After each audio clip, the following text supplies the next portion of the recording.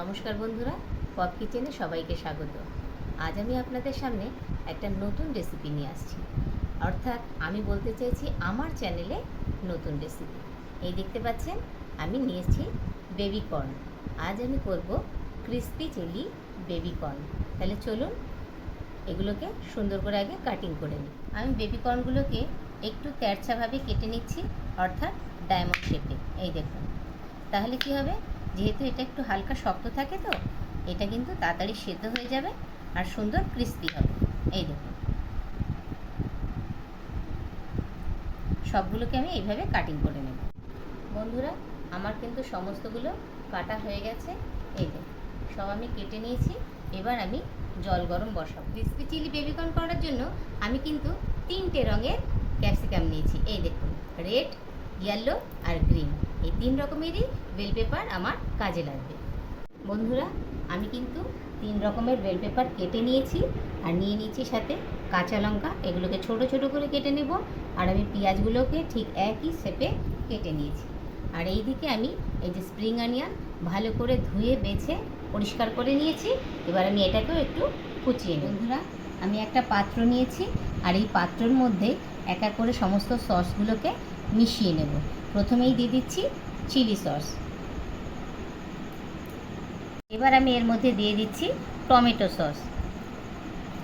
এরই সাথে আমি দিয়ে দিচ্ছি সয়া সস। তার সাথে আমি দিয়ে দিচ্ছি ভিনিগার। এবার আমি এগুলোকে সব একসাথে মিশিয়ে নেব। বন্ধুরা, আমি সব কিছু একসাথে মিশিয়ে নিলাম। এবার দেখুন, আমি কুচিয়ে নিয়েছি কাঁচা লঙ্কা। কাঁচা লঙ্কাগুলো কিন্তু আমি তেরছা তেরছা করে এই দেখুন এইভাবে সমস্ত টুকরোগুলোকে কেটে নিয়েছি।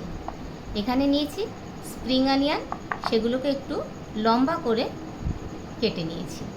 আর এখানে কুচিয়ে নিয়েছি আদা, আর এই যে কুচিয়ে নিয়েছি রসুন। তাহলে চলুন এবার রান্নার কাছে যাই। কিন্তু গরম জল বসিয়ে দিয়েছি। এই জলের মধ্যে বেবিকর্নগুলোকে হালকা ভাপিয়ে নেব। পুরো সেদ্ধ কিন্তু করব না, হালকা ভাপিয়ে নেব।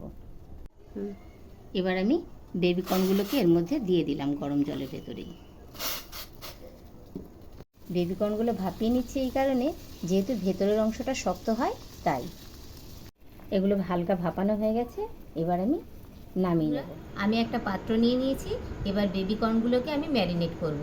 তাহলে এই পাত্রের মধ্যে প্রথমে বেবিকর্নগুলোকে দিয়ে দিচ্ছি। এবার আমি আদা আর শুকনো লঙ্কা একসাথে বেটে নিয়েছিলাম, সেটা এর ভেতরে দিয়ে দিলাম। এবার আমি দিয়ে দিচ্ছি এর মধ্যে রসুন বাটা, সাথে দিয়ে দিচ্ছি লবণ, এর মধ্যে দিয়ে দিচ্ছি গোলমরিচের গুঁড়ো। এইগুলোকে আমি হাত না লাগিয়ে একটু মিশিয়ে নিচ্ছি নাড়াচাড়া করে।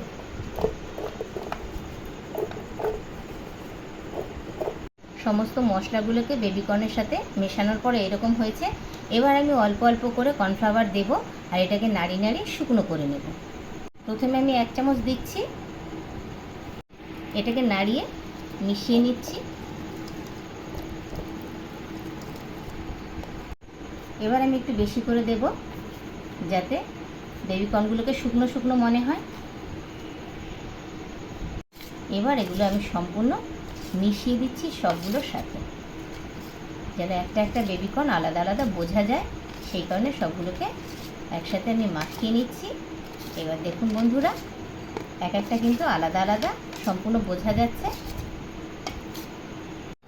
এটাকে আমি ম্যারিনেশন করে রেখে দিলাম। এরপর আমি এটাকে পকোড়া বানাবো। তারপরে কিভাবে ক্রিস্পি চিলি বেবিকর্ন করি সেটাকে দেখাবো। আমি এবার পকোড়াগুলো ভাজার জন্য বেশি করে কড়াইয়ে সাদা তেল দিয়ে দিয়েছি। তেলটা গরম হয়ে গেছে। এবার আমি পকোড়াগুলোকে ছাড়ব।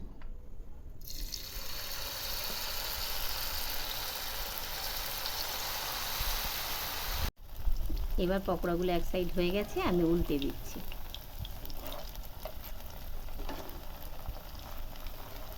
কর্নের পকোড়াগুলো হয়ে গেছে।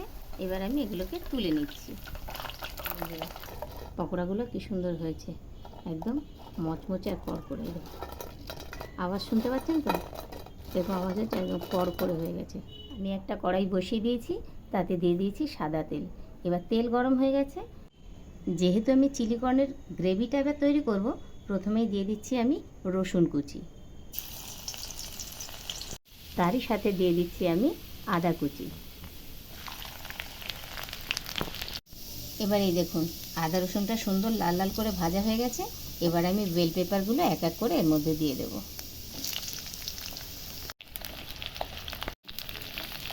এবার আমি দিয়ে দিচ্ছি পেঁয়াজ। এবার এগুলো আমি একটু নাড়াচাড়া করে মিশিয়ে দিচ্ছি।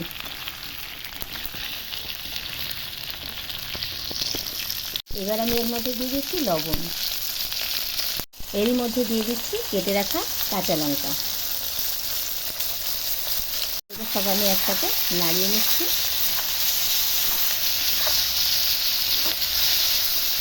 ভেতরে এবার আমি দিয়ে দেবো লঙ্কা গুঁড়ো। এবার এগুলো নাড়াচাড়া করে দিচ্ছি।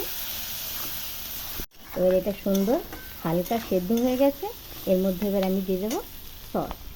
সমস্ত সস একসাথে মিশিয়ে আমি যেটা তৈরি করেছিলাম সেটা এর মধ্যে দিয়ে দিচ্ছি। এগুলোকে আমি সুন্দর করে নাড়িয়ে মিশিয়ে দিচ্ছি। আমি এখানে গুঁড়ো লঙ্কা ব্যবহার করেছি, আপনারা চাইলে এখানে বাটা লঙ্কা দিতে পারেন। কিন্তু হ্যাঁ, বাটা লঙ্কাটা যখন দেবেন তখন কিন্তু আগে বাটা লঙ্কাটাকে কষিয়ে নিতে হবে, তারপরে ভেজিটেবলগুলো দিতে হবে। গ্রেভিটা সুন্দর হয়ে গেছে। এবার আমি ভেজে রাখা বেবিকর্নগুলো দিয়ে দেব। যেহেতু এটা বেশি গ্রেভি হবে না, একটু শুকনো শুকনো হবে, তাই এতে জল দেওয়া যাবে না।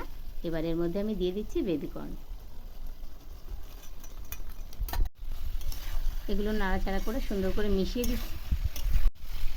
এগুলো একটু নাড়াচাড়া করে মিশিয়ে দিচ্ছি। এবার এর মধ্যে আমি একটু থিক করার জন্য গ্রেভিটাকে দিয়ে দেবো একটু কর্নফ্লাওয়ার। আমি ম্যারিনেট করার সময় যে কর্নফ্লাওয়ারটা দিয়েছিলাম সেই কর্নফ্লাওয়ারটাই এর মধ্যে একটু জল দিয়ে দিচ্ছি। এই দেখুন বন্ধুরা, বেশি কিন্তু এটা ঝোল ঝোল হয়নি, শুকনো শুকনোই আছে। এবার আমি এর ওপর দিয়ে দেবো স্প্রিং অনিয়ন। এবার সব কিছু আবার নাড়াচাড়া করে সুন্দর মাখিয়ে নেব। এই দেখুন এবার সব কিছু আবার নাড়াচাড়া করে নিচ্ছি। রেডি হয়ে গেছে আমার ক্রিসপি চিলি বেবিকর্ন। এবার আমি এটাকে নামিয়ে নেব। দেখুন কি সুন্দর কালার হয়েছে আর কি সুন্দর দেখতে হয়েছে। বন্ধুরা, রান্নাটা আপনাদের কেমন লাগলো অবশ্যই কিন্তু কমেন্ট করে জানাবেন। আর ভালো লাগলে অবশ্যই বন্ধুদের মধ্যে অনেক অনেক বেশি শেয়ার করে দেবেন। যারা আমার চ্যানেলে নতুন তারা অবশ্যই সাবস্ক্রাইব করে আমার সঙ্গে থাকবেন।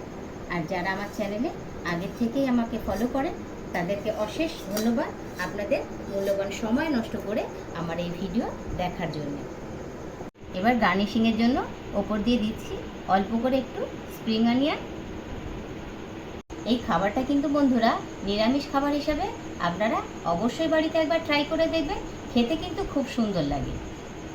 এটা কিন্তু আপনারা চিলি চিকেন যেরকম খান ঠিক সেই রকমই লাগে, বরঞ্চ তার থেকে আরও বেশি সুন্দর লাগে খেতে, আর আরও বেশি টেস্টি লাগে। একবার অবশ্যই তৈরি করুন আর খান, তবে বলবেন যে সত্যিই তাই, চিলি চিকেনের থেকে এটা অনেক বেশি সুন্দর। তাহলে বন্ধুরা, এই রান্নাটা কিন্তু আপনারা স্টার্টার হিসাবে খেতে পারবেন, রুটির সঙ্গেও খেতে পারবেন, লুচি পুরির সাথেও খেতে পারবেন, আবার ইচ্ছা করলে কিন্তু আপনারা ভাতের সঙ্গেও খেতে পারবেন। তাহলে বন্ধুরা, আজকের মতন এই পর্যন্ত। আবার দেখা হবে অন্য কোনো দিন অন্য কোনো ভিডিওতে। তাহলে টাটা।